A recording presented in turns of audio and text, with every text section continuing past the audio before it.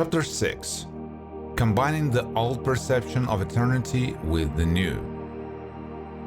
What is the old perception of eternity in the spiritual teachings of antiquity and the new? What unites them? The old spiritual teachings corresponded to the spirit of their time and were interpreted by the teachers of spiritual practices according to the level of development of the practitioner himself and the development of humanity at the time in which the teacher lived. Also, in the new time and the development of mankind, already modern teachers of spiritual practices can interpret their spiritual experiences in accordance with the spirit of their time. So, where are the similarities between them? In the unity of eternal truth. It appears when eternal unified structure of consciousness is understood, which consists of the space of the first consciousness, where each subsequent creation of a single consciousness is a transition or portal into the consciousness of its new creation. That is, when the soul was created in the consciousness of a single soul, this was the first transition or portal into the consciousness of the personal soul. If the soul, as the God of the universe, created an individual universe of its consciousness, then all creations in its universe are portals to the unique realities of consciousness, from the stars, planets, and all creations of its universe of living consciousness. Therefore, the connection between consciousness occurs through the ethereal space as through a portal, like the connection of neurons in the human brain, and this network of ethereal portals in the universe is similar to the network of neurons in the human brain. Almost two identical pictures in the photo. This suggests that we live in the literal sense inside the head of our Creator, the God of the universe. That is, it's in our single soul, and it's in our single thoughts, a figurative creation in its and our living consciousness, and are embodied His dreams of itself in endless worlds of self-knowledge. The portals of consciousness that unite us as embodied thoughts with each other are the space of the ether, which creates the space of interconnection of all divine thought in its universe of living consciousness. Through this space of the ether, as if by wires, a thought is connected with another thought instantly, and the exchange of thoughts and states always takes place in all the spaces of itself, the one God of the universe. Therefore, it's not possible to say where God is now and where the player is in God, since everything has always been one God, and the illusion of separateness is created from the loss of communication with oneself by the God of the universe.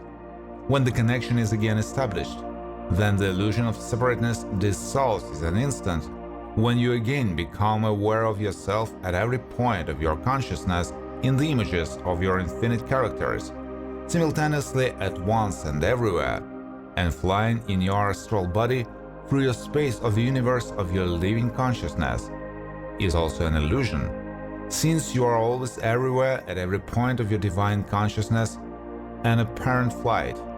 This is a karmic illusory tour of yours divine consciousness in a playful karmic manifestation of itself, and playful adventures in this astral flight. Therefore, your faith plays a big role in going to the astral. It paves the way and creates the relationships and adventures you need in dreams and in astral flights. And after that, these dreams and flights affect your life. This is how reality affects sleep, and sleep affects reality, which is also a dream. One dream helps another to wake up or fall asleep even more. Waking up or awakening is the merging of dreams into the unity of self-awareness, the only God of the universe. Therefore, there are no miracles. A miracle is we as the only God of our universe. And that player in the universe, who has a better connection with himself as a single one, manifests himself in the game as a God, a human, prophet, avatar, or mahasiddha. In any of these game images, he harmonizes his single game. What is the universe for the God of its creator? It is his dream, the illusion of the reality of his creativity. But for the players of creation, it is real, since they themselves and everything that happens in it has a connection with each other, and this relationship creates the effect of the realness of living life itself. So the gods in conscious living meditation create for themselves their universes and their living consciousness, and call it a divine game dream. When a human player combines a dream and reality into one relationship, he will see how a dream can control his reality, and reality controls his dreams. And when he unites dream and reality into a single awareness of his living consciousness, then he will remember himself as the creator God of his individual or joint universe. And then miracles will begin for him in his single living consciousness.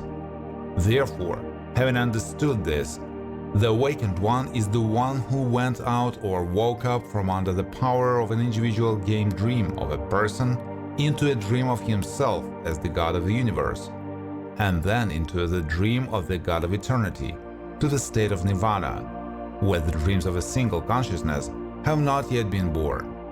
Therefore, dreams are the interconnection of eternal games in the consciousness of God, and what is seen in dreams or meditative experiences is determined by the level of awakening to one's divinity, or the level of cycling of the karmic games of one's individual ego consciousness.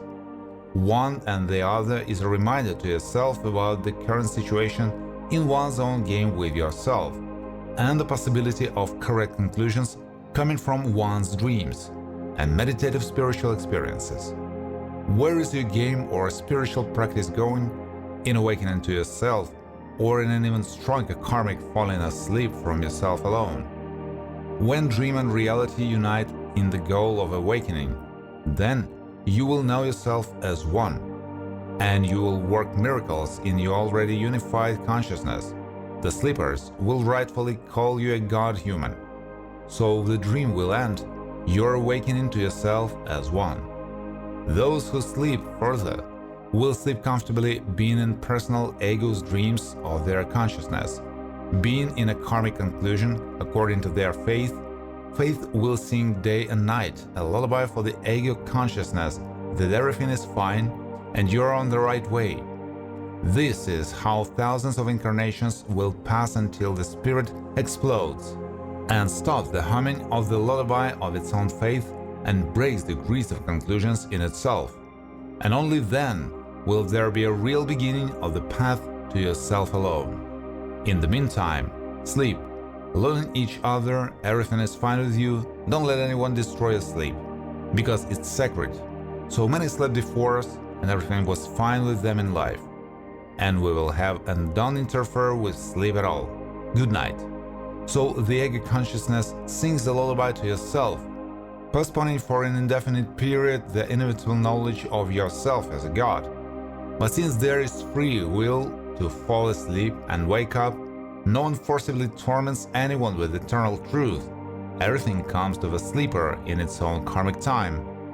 Therefore, it's not worth worrying that 99% of people on the planet are awake, and their time to wake up will come.